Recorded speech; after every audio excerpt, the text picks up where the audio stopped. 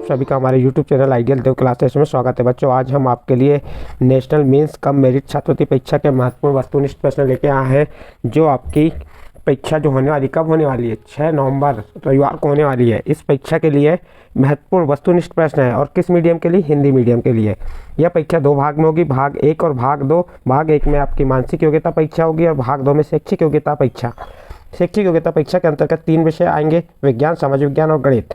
आज हम आपको इस वीडियो के माध्यम से विज्ञान का जो जीव विज्ञान भाग है उसके महत्वपूर्ण वस्तुनिष्ठ प्रश्न बता रहे हैं। जैसे कौन सा है? प्रश्न क्रमांक 77। इसके पहले हमने भाग 1 और भाग 2 में प्रश्न 1 से प्रश्न क्रमांक 76 तक के प्रश्न बता चुके हैं। ये भाग 3 है, इसमें आपको प्रश्न क्रमांक 77 से स्टार्ट करते हैं। देखिए, प्रश्न क्रमांक 77 में क्या कह रहा है? शिरा रुधिर के 100 मिलीलीटर आयतन में होता है। 100 मिलीलीटर आयतन होता है। कितना होता है? इसका सही आंसर हो जाएगा सी नंबर का 46 मिलीलीटर कार्बन डाइऑक्साइड। शिरा रुधिर में के 100 मिलीलीटर आयतन में होता है, क्या होता है? तो इसका सही आंसर हो जाएगा 46 मिलीलीटर कार्बन डाइऑक्साइड। नेक्स्ट अगला प्रश्न, प्रश्न नंबर 78। हृदय को रक्त की आपूर्ति करने वाली धमनी कहलाती है। हृदय को रक्त की आपूर्ति करने वाली धमनी कहलाती है। कौन सी धमनी कहलाती है? तो इसका सही आंसर आ जाएगा डी नंबर, हद धमनी। कौन सी धमनी? हद धमनी। तो इसका डी नंबर का आंसर सही है। नेक्स्ट अगला प्रश्न देखते हैं, प्रश्न नंबर 79। क्या कह रहा है इसमें? निम्नलिखित में से कौन सा कथन सत्य है? यहाँ 4 कथन दिए, चारों कथनों में से सही कथन आपको बताना है। बड़ी धमनियाँ छोटी धमनियों की तुलना में अधिक प्रत्यास्थ होती हैं।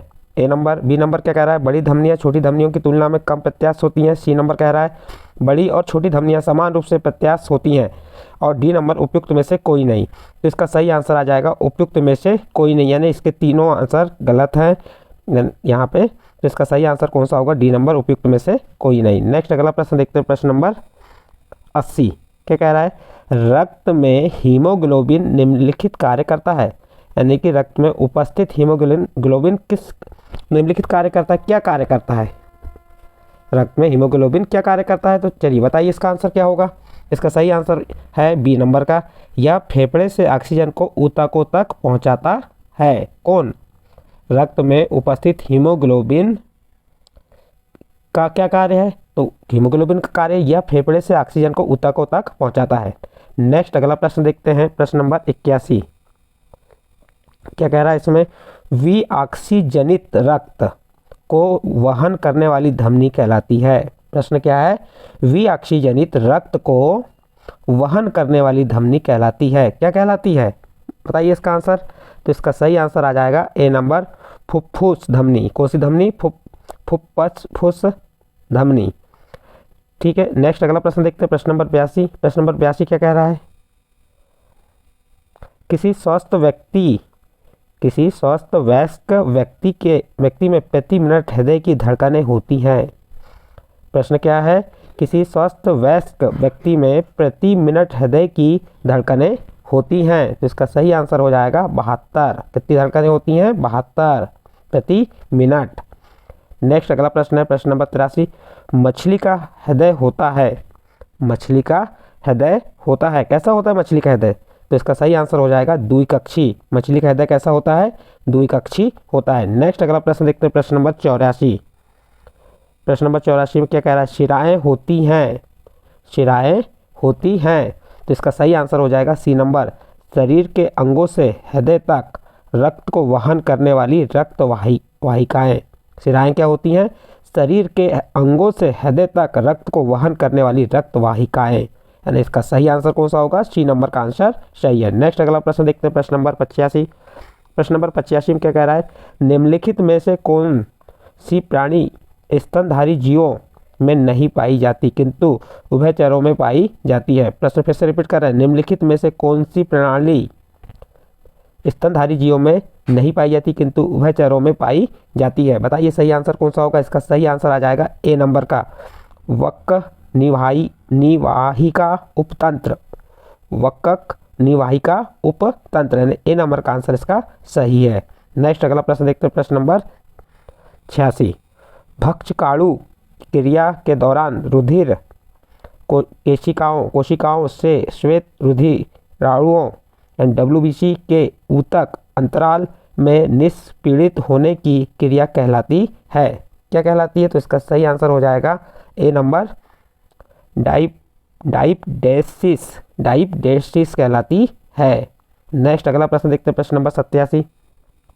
क्या कह रहा है? स्तनधारियों में रक्तकाणु होते हैं। स्तनधारियों में रक्तकाणु होते हैं।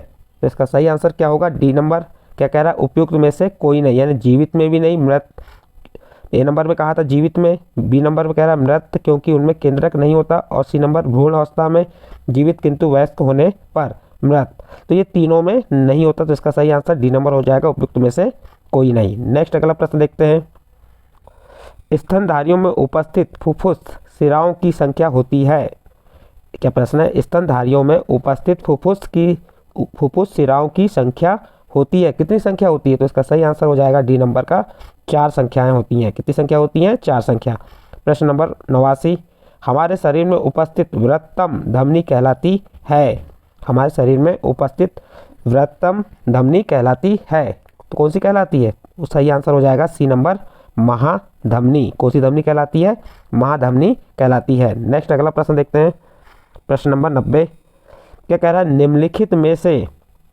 निम्नलिखित में से किस रक्त समूह के व्यक्ति सार्वदाता कहलाते हैं? यहाँ पे रक्त समूह दिए हुए हैं, किस रक्त समूह के व्यक्ति सार्वदाता कहलाते हैं? तो इसका सही आंसर आ जाएगा ओ नंबर, सी नंबर का ओ। कौन सा रक्त समूह? ओ रक्त समूह। और सही आंसर कौन सा है? सी नंबर का। तो इसमें रक्त समूह ओ आ जाएगा। वो क्या कहलाता है? सार्वदाता। नेक्स्ट अगला प्रश्न देखते हैं, प्रश्न नंबर 91। प्रश्न नंबर 91 में क्या कह रहा है प्रश्न? एक वयस्क व्यक्ति के हृदय का वजन होता है। एक वयस्क व्यक्ति के हृदय का वजन होता है। बताइए यहाँ से सही आंसर क्या होगा? 4 ऑप्शन दिए हैं, बताइए सही आंसर क्या होगा इसका? इसका सही आंसर होगा बी नंबर, लगभग 300 ग्राम। एक वयस्क व्यक्ति के हृदय का वजन कितना होता है? लगभग 300 ग्राम होता है। बी नंबर का आंसर चाहिए। नेक्स्ट प्रश्न है प्रश्न नंबर 92। जन्म के समय रक्त में श्वेत रुधिराणुओं की संख्या होती है। तो इसका सही आंसर हो जाएगा नंबर ए, लाल रक्त कणिकाओं से अधिक। लाल रक्त कणिकाओं से अधिक, यानी सही आंसर क्या हो गया? ए नंबर का। नेक्स्ट अगला प्रश्न देखते हैं, प्रश्न नंबर 93। प्रश्न नंबर 93 क्या कह रहा है? हीमोस्टासिस से अभिप्राय है। हीमोस्टासिस से अभिप्राय है। तो इसका सही आंसर हो जाएगा बी नंबर का, आंतरिक शरीर क्रियात्मक परिस्थितियों का विनियम। तो ये हो गया आपका बी नंबर का आंसर सही हो जाएगा इसका। नेक्स्ट अगला प्रश्न है प्रश्न नंबर 94। प्रश्न नंबर 94 में क्या कह रहा है? रक्त में अत्यधिक मात्रा में यूरिया और नाइट्रोजनी उत्पाद की उपस्थिति कहलाती है। क्या कहलाती है? तो इसका सही आंसर हो जाएगा ए नंबर का, यूरेमिया। क्या कहलाती है? यूरेमिया। नेक्स्ट अगला प्रश्न देखते हैं, प्रश्न नंबर 95। प्रश्न नंबर 95 में क्या कह रहा है? मूत्र का पीला रंग निम्नलिखित की उपस्थिति के कारण होता है। मूत्र का पीला रंग किसकी उपस्थिति के कारण होता है? तो इसका सही आंसर हो जाएगा यूरोक्रोम। किसके कारण? यूरोक्रोम के कारण। तो इसका सही आंसर सी नंबर। प्रश्न नंबर 96 देखिए, खालिस्तान के वक्राणु में लूप ऑफ हेनले नहीं होता। किसके? खालिस्तान के। तो बताइए किसके इसमें नहीं होता?